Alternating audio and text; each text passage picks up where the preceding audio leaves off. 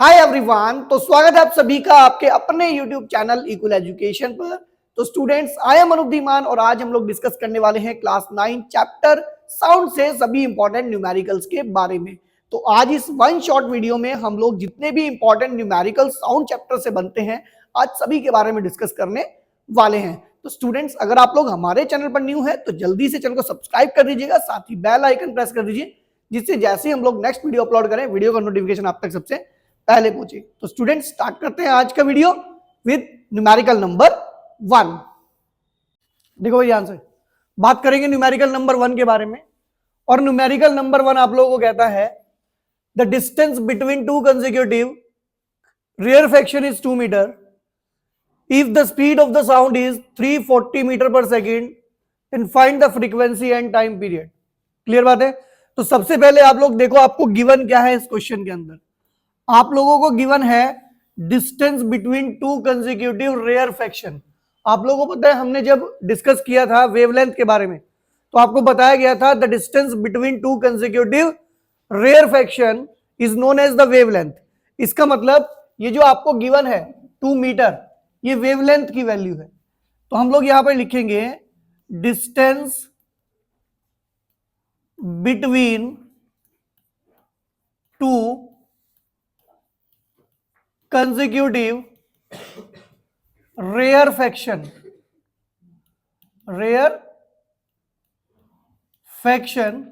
और इसको हम लोग बच्चों क्या कहते हैं? इसको हम लोग कहते हैं wavelength.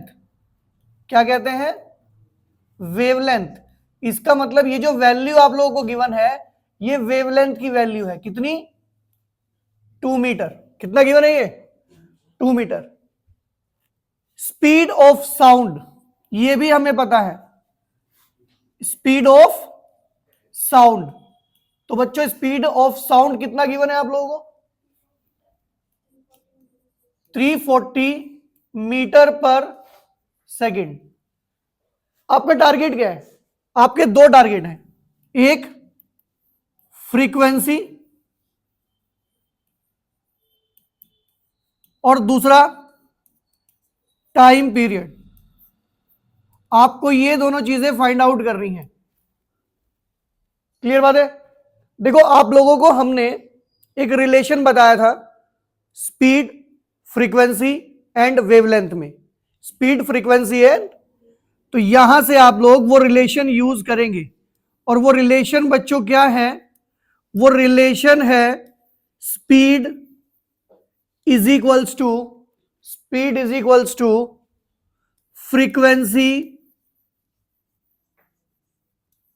Into wavelength. Frequency into wavelength. Speed कितना गिवन है बच्चों? 340। और फ्रीक्वेंसी आपको फाइंड करनी है।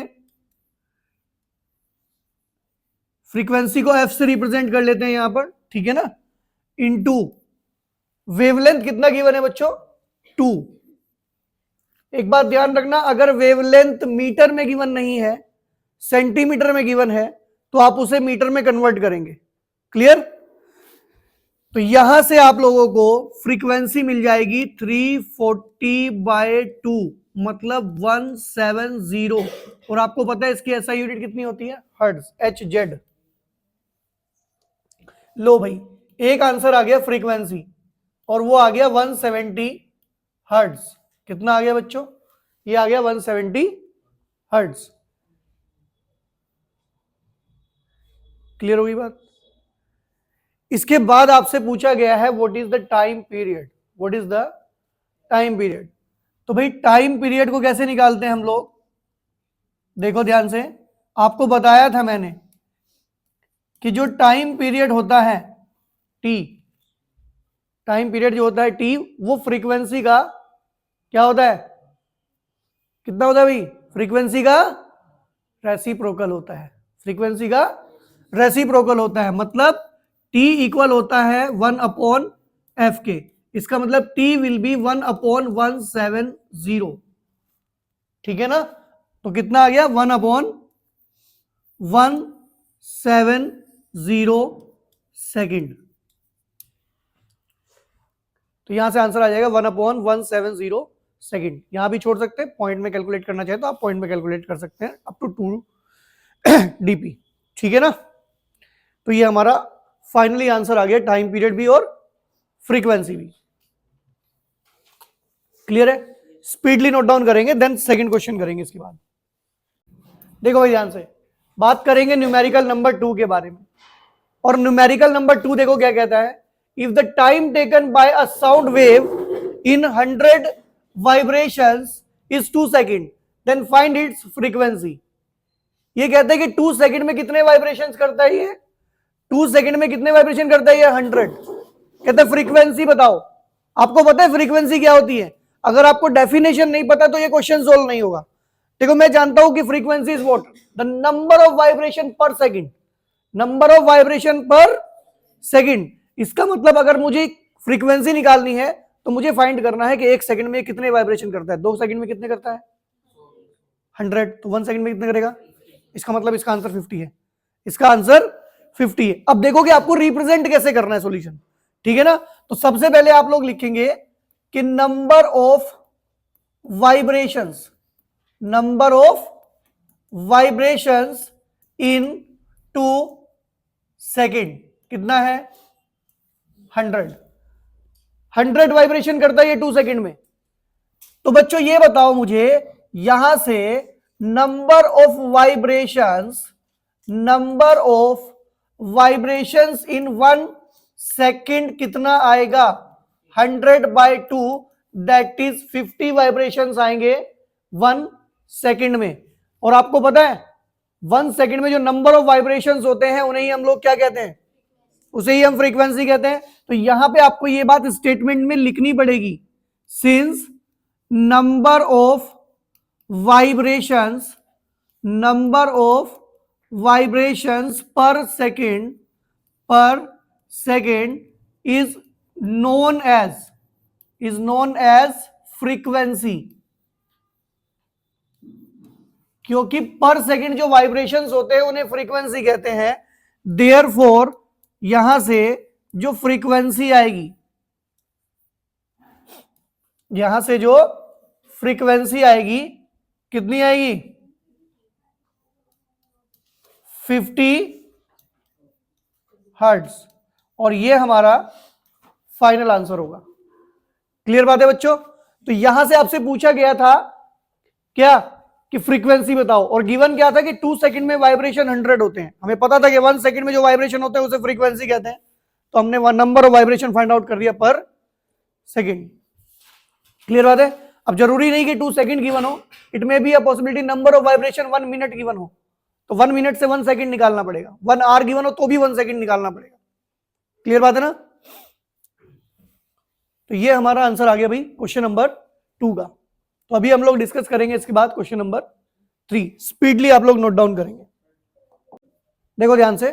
तो बात करेंगे क्वेश्चन नंबर 3 के बारे में। क्वेश्चन नंबर 3 कहता है a person standing between the 2 hills, he claps and heard 2 echoes after 4 seconds and 6 seconds respectively. Find the distance between the 2 hills. देखो ये क्या कह रहा है कि एक पर्सन है, 2 हिल के बिल्कुल बीचों बीच खड़ा होकर क्लैपिंग करता है, और क्लैप करने के बाद इसे 2 इको सुनाई देती हैं, एक 4 सेकंड के बाद और एक 6 सेकंड के बाद। आपको बताना है कि यहां पर जो दोनों हिल हैं उनके बीच में जो डिस्टेंस है वो कितना है। तो देखो मैं यहां पे एक सिचुएशन ड्रॉ करता हूं, ठीक है ना। मैं ये मान लेता हूं कि भाई एक हिल तो ये है, यहां पर इसे मैंने हिल फर्स्ट मान लिया, और एक हिल मैंने यहां पे मान ली, और ये मैंने मान लिया कि भाई ये हिल सेकंड है, ठीक है। और ये इनके बीच में खड़ा होकर क्लैपिंग करता है, और क्लैप करने के बाद ये 2 इको सुनती है इसको। इसका मतलब मुझे समझ में आ रहा है 2 इको क्यों आई है। एक साउंड इधर गई और फिर वापस आई इसके पास तक, और इसी की क्लैपिंग की एक साउंड इधर गई और वापस आई इधर। इसका मतलब मुझे यह समझ में आ गया कि अगर मुझे दोनों हिल के बीच का डिस्टेंस निकालना है तो मुझे पहले इसका डिस्टेंस इस वाली हिल से निकालना पड़ेगा, और फिर इससे निकालना पड़ेगा, और उसके बाद मुझे एक बात समझ में आ गई, क्या करना है मुझे उन दोनों को ऐड कर देना है, ठीक है। तो एक काम करता हूं, मैं ये वाला डिस्टेंस तो मान लेता हूं कि ये वाला डिस्टेंस तो है x मीटर और इसे मान लेता हूं y मीटर। इसका मतलब फाइनली एक्स वाई निकालने के बाद मुझे x प्लस वाई निकालना है। समझ में आ गई बात? अच्छा, यहाँ पे स्पीड ऑफ साउंड मैं आपको बता दूं, आप लोग यूज करेंगे और ये क्वेश्चन में गिवन होगी 340 मीटर पर सेकेंड। चलो, तो सबसे पहले हम लोग क्या करते हैं सॉल्यूशन में, हम लोग लेट कर लेते हैं। क्या लेट करते हैं बच्चों? हम लेट करते हैं distance of person from first हिल। पहली हिल से इसका डिस्टेंस हम मान लेते हैं x मीटर एंड इसी का डिस्टेंस सेकेंड हिल से हम लोग मान लेते हैं कितना? सेकेंड हिल से हम लोग मान लेते हैं y मीटर। अब एक काम करते हैं, हम बात करेंगे पहले फर्स्ट हिल के लिए और फिर बात करेंगे सेकेंड हिल के लिए। लो भाई, हम लोग बात करेंगे फॉर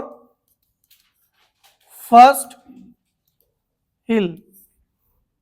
इधर देखो भाई। अच्छा, एक बात बताओ मुझे, इधर ध्यान देना बेटा सब लोग, जो यहां पर डिस्टेंस ट्रेवल कर रहा होगा साउंड,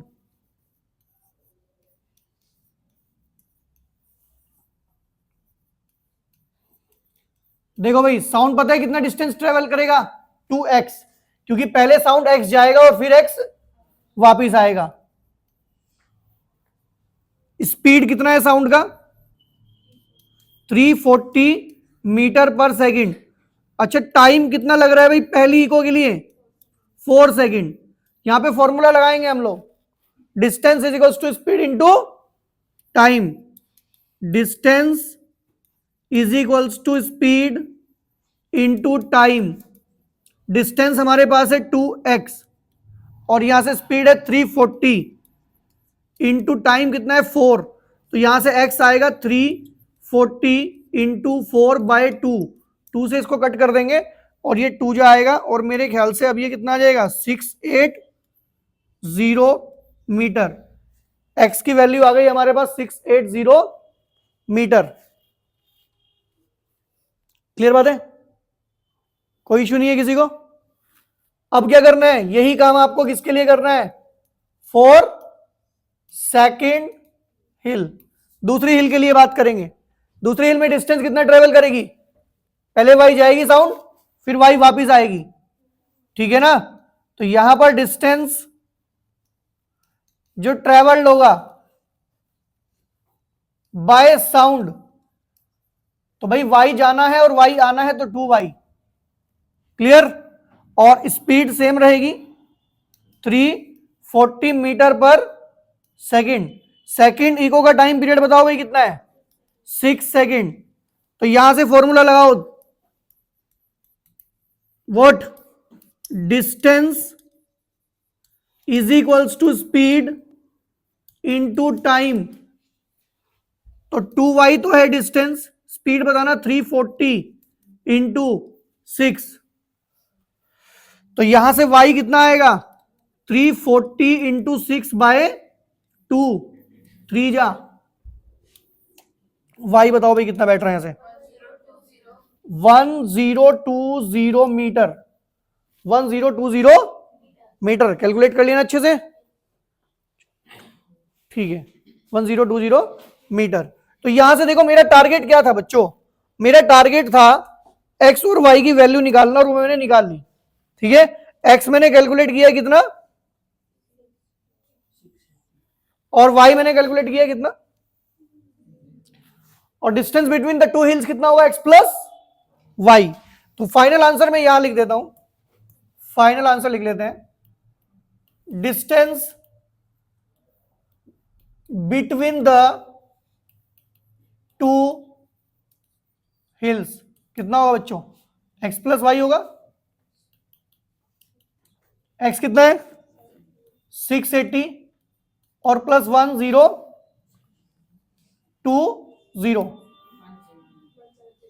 1700 मीटर। इसका मतलब जो दोनों हिल के बीच में डिस्टेंस है वो है 1700 मीटर। बात समझ में आ गई? क्लियर है? तो ये था हमारा क्वेश्चन नंबर 3। अभी डिस्कस करेंगे क्वेश्चन नंबर 4। देखो भाई ध्यान से, तो बात करेंगे न्यूमेरिकल नंबर 4 के बारे में। तो न्यूमेरिकल नंबर 4 कहता है the distance between a wall and a source of sound is 20 metre. Find the time period after which an echo will be heard if the speed of sound is 340 metre per second. देखो बच्चों, 99% chance होंगे कि आपको speed of sound given होगी और question में given भी होनी चाहिए। पता है क्यों? क्योंकि स्पीड ऑफ साउंड टेम्परेचर पर डिपेंड करती है और वो टेम्परेचर अप डाउन होने से अप डाउन होती है।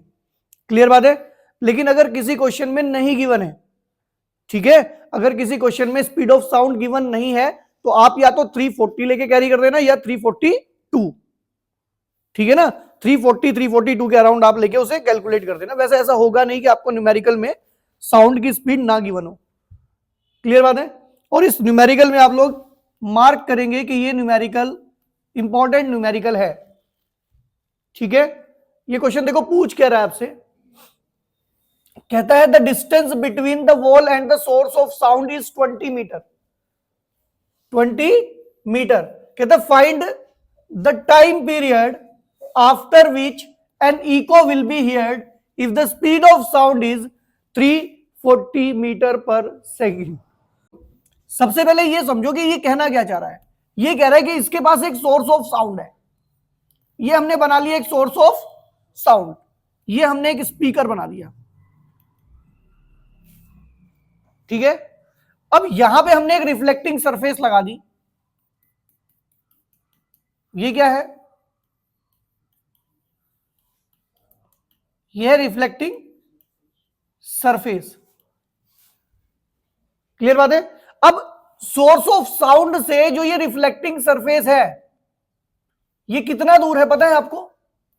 ये 20 मीटर डिस्टेंस पे रखा है इसने बोला है the distance between the wall and source of sound. ये रिफ्लेक्टिंग सरफेस इसने बताया क्या है? एक वॉल है। बात समझ में आ गई? अब देखो बच्चों, साउंड जब यहां से जाएगी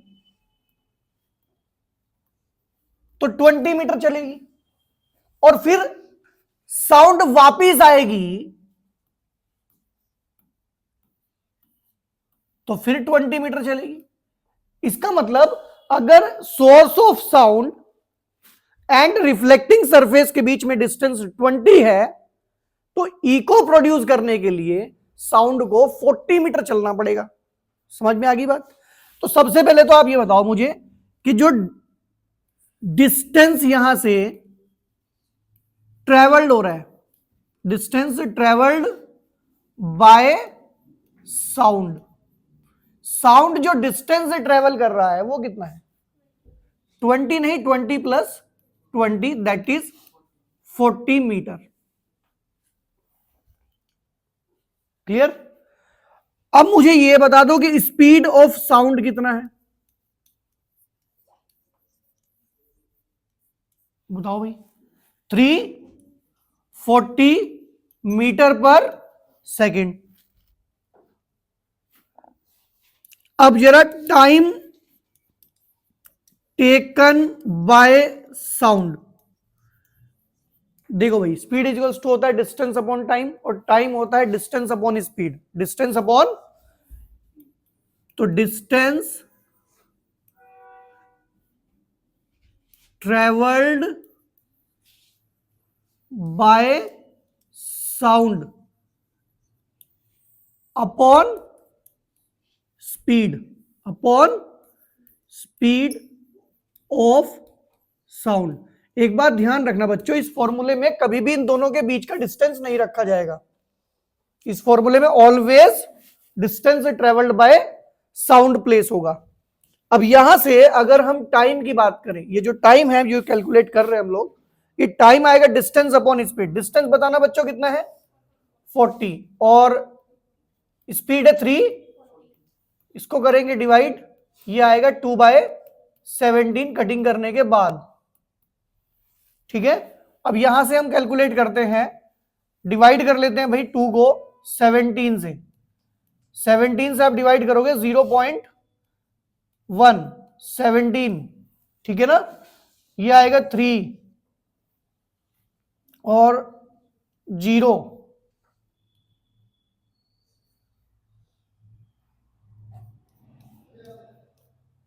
तो ये अप्रोक्सीमेट कितना आएगा मैं आपको बता दूं, 0.12 आ जाएगा ये अप्रोक्सीमेट, क्योंकि वो बड़ी वैल्यू आएगी आगे और वो इसको कर देगी अप्रोक्स। अच्छा, पहली बात तो ये है कि ये जो टाइम पीरियड है 0.1 से ग्रेटर आना चाहिए।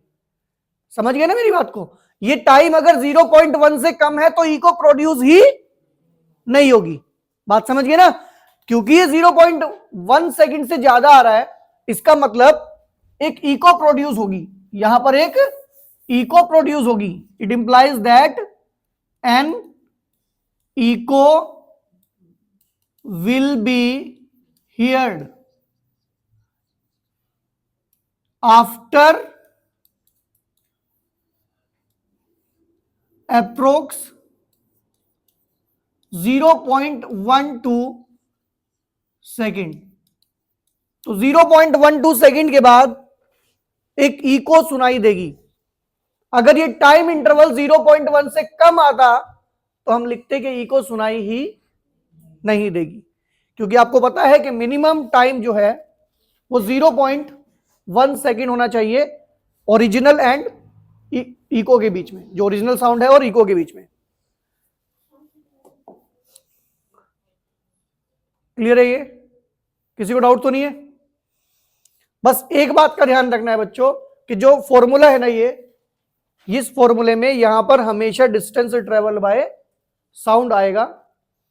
आपको एक बात और बताते हैं, साउंड के किसी भी न्यूमेरिकल में जब साउंड डिस्टेंस से ट्रेवल कर रहा होगा, आप मोशन की कोई इक्वेशन नहीं लगाएंगे, ठीक है ना? क्योंकि मोशन जो साउंड होता है उसके ऊपर ग्रेविटी वर्क नहीं करती। ग्रेविटी वर्क करती है उन चीजों के ऊपर जिनके अंदर मास होता है, जिनके अंदर मास होता है। तो बात करेंगे अभी नेक्स्ट वन। अगर कोई मास वाली चीज मूव कर रही है तो आप इक्वेशन लगाते हैं। चलो, क्वेश्चन कहता है a stone is fallen into a well of depth 50 metre. After how much time the sound of splash will be heard? Speed of sound is 340 metre per second and the value of G is 10 metre per second square. Question समझो क्या है? Question ये है बच्चों कि एक well है जो कि 50 मीटर उसकी डेप्थ है। कितनी? 50 मीटर। मतलब इसमें जो पानी है वो 50 मीटर नीचे है, यहां पर पानी है इसमें, ठीक है? तो यहां पर एक पर्सन जो है इसके अंदर एक स्टोन डालता है। ये क्या करता है? इसके अंदर एक स्टोन डालता है। अब ये स्टोन क्या करेगा? ये स्टोन नीचे जाएगा और इस पानी में गिरेगा। जब ये पानी में गिरेगा तो ये एक साउंड क्रिएट करेगा जिसको हम बोल रहे हैं साउंड ऑफ स्प्लैश, मतलब एक छपाक से साउंड आएगी। और वो साउंड अब नीचे क्रिएट हुई है, अब वो साउंड जो है ऊपर जाएगी और जब वो साउंड यहां पहुंचेगी तो इसे वो आवाज सुनाई देगी। क्लियर बात है? मतलब यहां पर दो बातें हैं। आपको पहले टाइम निकालना पड़ेगा इस स्टोन के नीचे जाने का, जिसमें मोशन की इक्वेशन लगेगी, क्योंकि ये स्टोन है और उसके अंदर वेट भी है। समझ में आ रही बात? तो पहले तो स्टोन के नीचे जाने का टाइम निकलेगा और फिर साउंड के ऊपर आने का टाइम निकलेगा। बात समझ में आ गई? तो यहां पे दोनों के लिए अलग अलग बात करनी पड़ेगी। क्लियर है? तो सॉल्यूशन देखो, और सॉल्यूशन में पहले हम लोग क्या करेंगे बच्चों? हम सबसे पहले बात करेंगे for the time taken by stone. हम पहले बात करेंगे जो टाइम टेकन, टाइम कौन ले रहा है? स्टोन ले रहा है। ठीक है बच्चों? अब स्टोन की कहानी सुनो आप लोग, इधर देखो। जब स्टोन नीचे गया होगा तो ये जो डिस्टेंस इसने ट्रेवल किया होगा ये तो 50 है। जब इसने इसको छोड़ा होगा इनिशियली तो इसकी वेलोसिटी कितनी रही होगी? 0। और जी की वैल्यू क्या है? 10 मीटर पर सेकेंड स्क्वायर। तो भाई u की वैल्यू कितनी है 0 मीटर पर सेकंड और डिस्टेंस ये कितना ट्रेवल कर रहा है 50 मीटर। और फाइनली जब ये नीचे पहुंच रहा है वहां तक जाते हुए जो एक्सेलरेशन इसके ऊपर काम कर रहा है वो 10 मीटर पर सेकंड स्क्वायर कर रहा है। और हमारा टारगेट क्या है कि नीचे जाने का टाइम निकल जाए एक बार। तो मोशन की इक्वेशन लगेगी इसमें, और मोशन की इक्वेशन हम कौन सी लगाएं इसमें सेकंड लगाएंगे, ठीक है ना। तो लिखेंगे by using what second equation of motion. Motion की सेकंड इक्वेशन हम लोग यहां से यूटिलाइज करते हैं। और इक्वेशन क्या है h is equals to u t plus half g t square, ठीक है ना। वो जो इक्वेशन है ना s is equals to u t plus half a t square, उसमें ए तो है वो जी से रिप्लेस हो गया और एच जो है सॉरी एस जो है वो एच से रिप्लेस हो गया। वैल्यूज प्लेस करें यहां पर। एच कितना है आपके पास 50, एच कितना है बच्चों 50 और u कितना है 0 into T, 0 into T plus half into 10 into T square. तो यहां से आएगा बच्चों 50 इज इक्वल्स टू, ये तो 0 हो जाएगा टी इंटू 0 और ये कटिंग हो जाएगी इसकी, ये 5 हो जाएगा, ये 5 हो जाएगा 5 टी स्क्वायर। तो एक काम करते हैं यहां से टी स्क्वायर मेरे अकॉर्डिंग बैठना चाहिए, कितना बैठेगा 50/5 और टी स्क्वायर कितना बैठेगा टी स्क्वायर बैठेगा 10 और यहां से टी कितना आएगा √10 कितना आएगा। अभी जो √10 है इसको आपको डेसिमल में कैलकुलेट करना पड़ेगा और जब डेसिमल में से आप कैलकुलेट करेंगे तो कैसे करेंगे भाई, मैं आपको यहां पे करके दिखाता हूं। देखो ये आ गया 10, 3 जा 9, 1 पॉइंट लगाएंगे, यहां भी लगाएंगे। आपको पता है पॉइंट लगाने के बाद यहां पे पेयर्स में उतारते हैं इनको, क्लियर बात होगी। तो 3 + 3 कितना हो गया 6, 1 जा ही चलेगा, ठीक है बात समझ रहे हो ना। 61 चलेगा। अब ये कितना बचेगा यहां पर 9 यहां से आएगा और 9 - 6 3 यहां से आएगा, क्लियर। अब ये पता है क्या आएगा यहां पे, टेबल किससे चलाओगे 62 से, पेयर फिर से उतारेंगे आप 62 और देख लो एक बार कितना चल सकता है यहां पे नंबर लगा के, अप्रोक्सीमेट 6 के आसपास चलेगा, ठीक है ना। तो ये आपका आ जाएगा बच्चों, आप इसे अप्रोक्स लिख देना 3.16 second approx.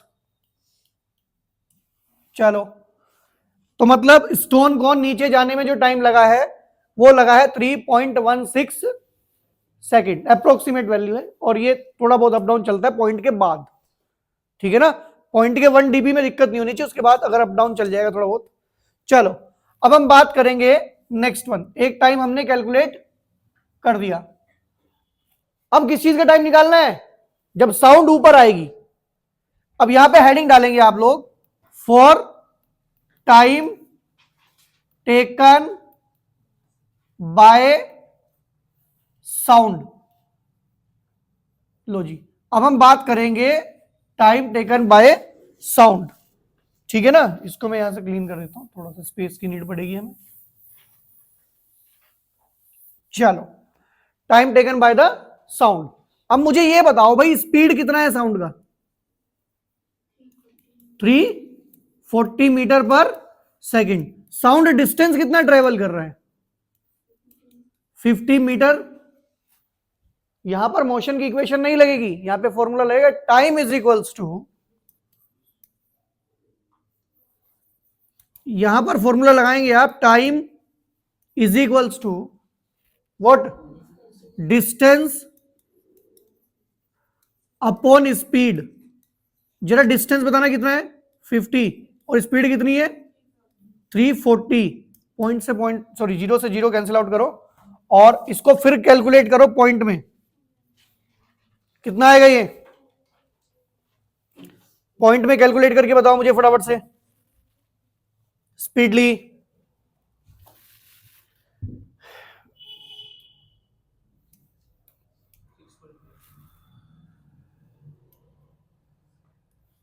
Zero point one आएगा पहले तो,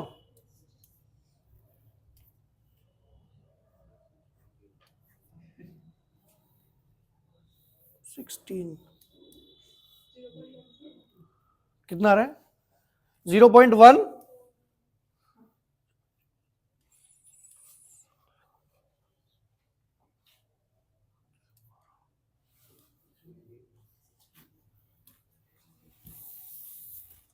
तो ये आ गया आपका 0.14 सेकेंड। ये भी कितना आया है अप्रोक्सीमेट वैल्यू हमने निकाल दी। क्लियर बात है भाई। अब हम लोग देखो क्या निकालना है, हमें तो टोटल टाइम चाहिए, ठीक है ना। तो मैं फाइनल आंसर यहां पे लिख रहा हूं इसका बॉक्स बना के एक। तो जो टोटल टाइम आएगा यहां से, टोटल टाइम, उसमें क्या करोगे आप, ये जो दोनों टाइम है इनको ऐड कर देना है। भाई स्टोन के नीचे आने का टाइम कितना था 3.16 और अब साउंड के ऊपर जाने का कितना है 0.14। ऐड करोगे तो कितना आएगा 3.30 सेकेंड। तो फाइनली आप एक स्टेटमेंट लिख देना, that is the sound of splash will be heard after 3.30 second. Approximate value है ये, बात समझ में आ गई। तो इतनी देर के बाद एक स्प्लैश साउंड आपको सुनाई देगी। तो ये हमारा फाइनल आंसर हो जाएगा क्वेश्चन नंबर 5 का। अभी हम लोग डिस्कस करेंगे question number 6, speedily note down करेंगे। बात करेंगे क्वेश्चन नंबर 6 के बारे में। और क्वेश्चन नंबर 6 देखो बच्चों क्या कहता है, at what distance a source of sound needed to be placed in front of a reflecting surface so that an echo will be heard after 0.12 second. Speed of sound is 340 metre per second.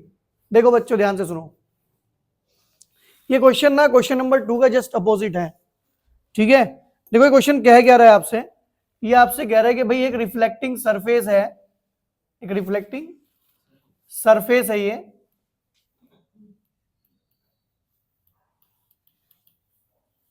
और भाई ये कह रहा है कि एक source of sound जो है मैं इससे कितना दूर रखूं कि एक इको प्रोड्यूस हो आफ्टर 0.12 सेकेंड। तो इसका मतलब ये है कि सबसे पहले एक काम करते हैं, हम यहां से साउंड जो डिस्टेंस से ट्रेवल करेगा यहां से यहां और फिर वापस, ये डिस्टेंस से ट्रेवल बाय साउंड निकाल लेते हैं, डिवाइड बाय 2 कर देंगे तो इन दोनों के बीच का डिस्टेंस आ जाएगा। तो सबसे पहले आप मुझे ये बताओ कि स्पीड ऑफ साउंड कितना दिया है। स्पीड ऑफ साउंड दिया गया है आपको 340 मीटर पर सेकेंड। अब मुझे ये बताओ कि टाइम कितना दिया गया है, और ये टाइम टेकन बाय साउंड है, टाइम टेकन बाय साउंड है, और ये कितना दिया है 0.12 सेकेंड। क्लियर। अभी आप लोगों को क्या करना है बच्चों, आपको निकालना है डिस्टेंस, और वो डिस्टेंस पता है कौन सा है, distance travelled by sound, distance travel by sound. भाई डिस्टेंस साउंड ट्रेवल करेगी, सोर्स ऑफ साउंड नहीं। आप स्पीकर को लेके थोड़ी भागे फिरोगे, स्पीकर वहीं रहेगा, जो साउंड क्रिएट करेगा वो रिफ्लेक्ट होके आएगी। तो साउंड का जो डिस्टेंस से ट्रेवल है वो कैलकुलेट करना है। तो बच्चों डिस्टेंस से ट्रेवल कैसे निकालते हैं हम लोग, डिस्टेंस होता है speed into time, speed into time. जरा मुझे ये बताओ स्पीड कितनी है 340 और जरा टाइम 0.12। क्लियर है, मल्टीप्लाई करो इनको,